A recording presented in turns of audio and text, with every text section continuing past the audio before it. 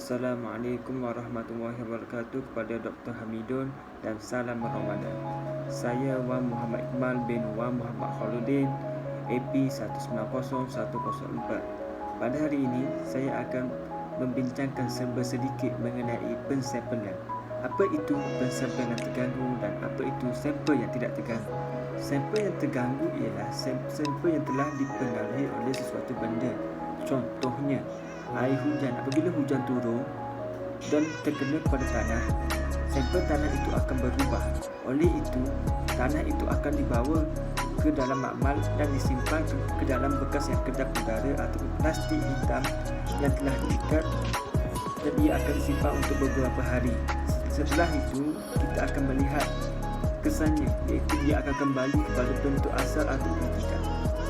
Sampel tidak terganggu pula ialah bila kita mengambil tanah itu, dia tidak dipengaruhi oleh sesuatu benda yang lain seperti terkena air hujan atau sebagainya. Oleh itu kita melabelkan sebagai ia sampel yang tidak terganggu. Kebiasaannya, sampel terganggu dan sampel tidak terganggu akan diambil dalam kedalaman 1.5 kaki hingga 5 kaki. Yang pertama ialah ujian lubang ataupun test pit. Sampel diambil dengan memotong tanah dengan cermat dan berhati-hati. Sampel yang diambil disimpan dalam bekas yang kedap udara. Antara kaedah yang digunakan ialah menggerudi. Kaedah ini juga memerlukan kos yang tinggi dan mengambil masa yang agak panjang. Antara kebaikan dengan melakukan ujian lubang ini ialah kita dapat membuat pemeriksaan dengan teliti. Selain itu, sampel yang kita dapat daripada ujian ini ialah sampel yang tidak terganggu. Okey, seterusnya ialah tube wallet sample ataupun tiup nipis.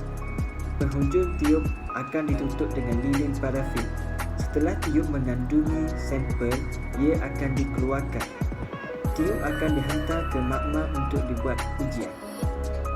Kebiasaannya, sampel tanah yang diperolehi daripada uji kaji ini ialah sampel tanah tak terganggu. Okey, yang ketiga pula ialah pensampel Messier ataupun Messier sample. Pensampel tiup ganda 3 perlu digunakan dalam proses ini dengan terasnya 74 ml dan memerlukan H casing. Okey, yang keempat pula ialah Standard Penetration Test ataupun SPT. Kaedah ini sangat mudah dan tidak terlalu mahal. Ianya banyak digunakan di Malaysia. Antara proses SPT ialah split spoon diletakkan pada dasar rod penggerudi dan dipacu ke dalam tanah dengan menggunakan rod hammer. Selepas hantaman, split spoon sampler boleh dibersihkan dan dibuka untuk mendapatkan sampel terganggu untuk pemeriksaan dan uji kaji. Keputusan SPT dipengaruhi oleh tekanan tandungan atas di lokasi di mana bilangan hantaman dibuat. Ujian ini akan mengukur ketahanan strata tanah terhadap penembusan yang dilaluinya. Korelasi empirik penembusan diperoleh antara sifat tanah dan rintangan penembusan. Antara kelebihan ujian SPT ini ialah ujiannya sederhana dan menjimatkan. Yang kedua pula ialah tingkah laku tanah sebenar diperoleh melalui nilai SPT. Kaedah ini juga membantu menembusi lapisan dan pengisian yang padat. Dan yang terakhir ialah ujian boleh digunakan untuk pelbagai kaedah tanah.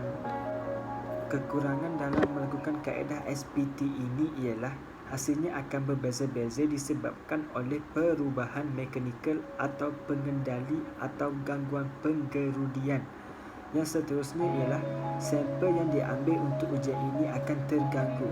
Yang terakhir pula ialah penerapan SPT di kawasan kerikil, batu dan tanah yang padat adalah terhad. Okey, kaedah yang terakhir ialah kaedah ujian penusukan kon. Ujian ini terdapat dua jenis. Jenis yang pertama ialah hujung penusukan kon mekanikal. Jenis yang kedua pula ialah hujung penusukan kon geseran. Antara kelebihan kaedah CPT ini ialah yang pertama, cepat dan murah. Yang kedua, hasil yang boleh dihasilkan semula. Walau bagaimanapun, dalam kaedah ini juga terdapat keburukannya. Yang pertama, tiada sampel yang dibolehkan. Yang kedua, kebiasaannya tidak dapat menolak kerikil. Yang ketiga, kaedah ini memerlukan peralatan khas dan pengendali yang mahir. Ini sahaja yang saya dapat kongsikan pada video kali ini. Harap doktor dapat memahami apa yang saya cuba sampaikan.